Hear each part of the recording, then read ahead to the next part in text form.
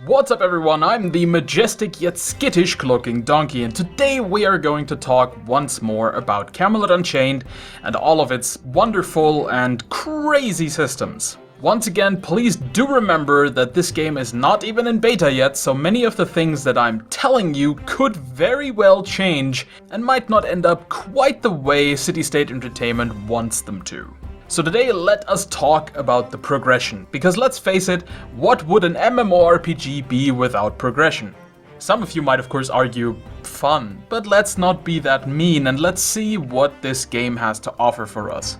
So first I'm going to borrow from another topic, which is PvE, and say that this game does not have any questing or structured PvE, and there is no overall experience bar that you have to fill by either completing quests or killing monsters. There is no PvE leveling in this game, alright? Let's get that out of the way first and foremost. What does that mean? Well, if you think about it, in most theme park MMOs and even in a lot of sandboxy MMOs, the way you progress is you start out at level 1 and there is a certain cap level. For example, it could be 50 or 60 or 100 or 280 or whatever. When you start at level 1, your character is absolutely weak, basically a defenseless babby. And as you progress through the levels, you get stronger and stronger, but even when you hit the maximum level, your character really isn't done progressing, because at that point, you're still much weaker than veteran players who have been at the maximum level for a while and have unlocked all of their character stuff and have gotten gear, or have progressed through PvP, or whatever endgame progression system the game in question has to offer. Now, where Camelot Unchained is different is that it basically skips that first leveling process. Now, this doesn't mean that the game offers any less than other games would. It offers its content in different areas. It is a PvP game first and foremost, so having PvE be a sort of barrier to entry into the PvP is kind of counterproductive and is, I think, what keeps a lot of PvP games back. For example, I think Elder Scrolls Online would be much better if you didn't have to spend hours upon hours upon hours going through the rather single-player PvE experience. And so we should look at Camelot Unchained's progression in a sense that you do not start your character at level 1, you start your character at the level cap and you immediately go into the end game, where veteran players who have been playing the end game for a while are still going to be better than you. They're still going to have better gear because they spent time getting crafted gear. They're still going to have more abilities because they spent more time playing that character and unlocking stuff. So they are going to be overall more powerful and they are going to have more options, but it is nowhere near the giant chasm that it is when you start at level 1 and you have to get to level 60 first before you can even start catching up to the veterans. Instead, you start catching up to them right away, basically. And the goal is to have new player characters be weaker in a sense than veteran characters, but still be at least competitive, so that you can go into the PvP and compete. And while one-on-one against a hardcore veteran player, it might be an uphill battle and it might be difficult for you to win, you're not going to be entirely useless as if you were a level 1 player PvPing with level 60 players. So if all of that experience and leveling up falls away, what is there really left for progression? Now, I would argue the fun stuff. The two main ways of progression that we know about are stats and abilities. Your stats don't necessarily improve in an experience kind of way, but they improve by use. So for example, if you are a fighter type and you use a lot of swords, you're going to increase probably your strength and your dexterity. If you only use giant two-handed hammers, you're probably not going to increase your dexterity, but might increase your strength a bit more because, well, a two-handed hammer is pretty damn heavy. And increasing your strength will give you access to more weapons, to more options, maybe even increase your damage. I don't know, because we've not actually been shown all of those specific numbers.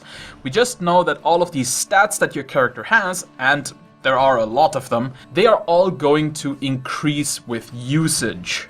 So the stat system in Camelot Unchained is in effect quite a bit like the skill system in older games such as Ultima Online and all sorts of other more sandboxy games like it. The ability components, on the other hand, progress in a different way, and I kind of alluded to this in the ability system. Basically, every time you want to learn a new ability component, you go to a trainer for your class, be it one in the main city or a hidden one, or however that's actually going to work out, but you pick up one ability component and it's going to be weaker than its final form. And then you take this ability component and you put it in a bunch of your abilities. And through usage of this ability component is going to gain, for a lack of a better word, experience. And then once you have mastered the ability component, you can go and pick up another one and become a master in that ability component. And through that, you can kind of specialize your character and tune it into what you actually want to have. But you start out with a good pool of ability components that will always make you whatever class you chose. So if you choose, for example, a Mjolnir, you're always going to have a certain amount of ability components that are going to let you play the Mjolnir that you chose. So you're going to have some lightning components, you're going to have some melee attack components, some defensive components. And you're going to be able to build a basic set of abilities, but for anything that is more specialized, anything that gives you more options, or maybe even some that give you more power, you will have to get additional ability components from a trainer. And these two forms of progression are really the primary progression in this game. There is, of course, also a non-character progression that happens because it has these open world survival game elements of building up towns and building up fortresses that you can kind of see as progression. Then there's also, of course, crafting that kind of falls into this sense of progression as well as you gear up your character or as crafters become more proficient and are able to build more things, and then all of that sort of stuff works together to give you that sense of progressing in the world of Camelot Unchained. But for specifically just your character, those are the two ways of progressing. This is of course slightly different for crafting characters, but I will get into crafting characters in their own video.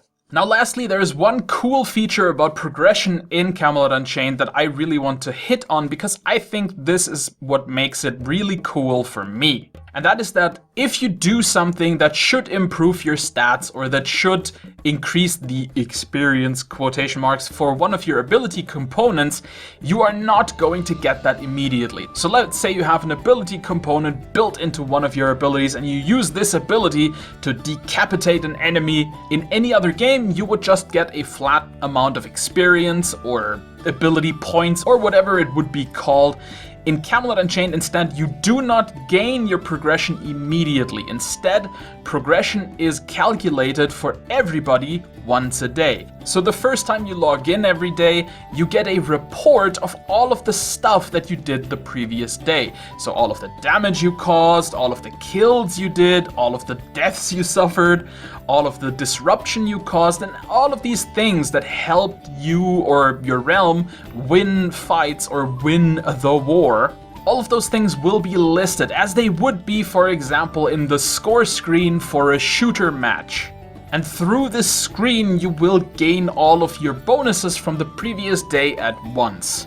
Now there are definitely some disadvantages to that because you're never going to know exactly how much experience and ability points or whatever the hell you got from your fighting, and sometimes you might just miss upgrading an ability by a few points, and that would of course suck a little bit. But in the end, I really think this system is pretty damn cool because it kind of stops you from looking at your experience bar, be it for an ability component or for your character, which you do in other MMORPGs a lot. At least I do. So it gets me to stop looking at those bars and just play the game, and then at the end I see how well I did. And I think that's kind of a cool mechanic, and that is something that you generally don't expect from an MMO. But even if you just think about battlegrounds in a game like World of Warcraft, you get a score screen at the end, and I always find this score screen to be pretty rewarding. I like to sort by damage done and by healing done, by kills, and just to see how well I did overall compared to the other players. And it gives me a certain boost in motivation to get better at the game.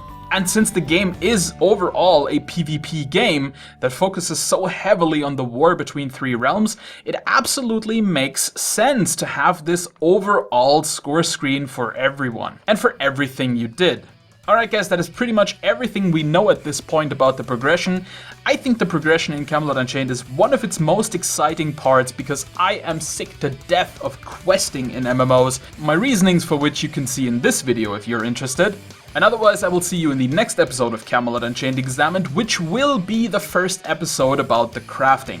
The crafting in this game is a little bit of a bigger system, and as such there will be multiple episodes dedicated to it. But until then, I've been the Cloaking Donkey, and I'll see you in another video!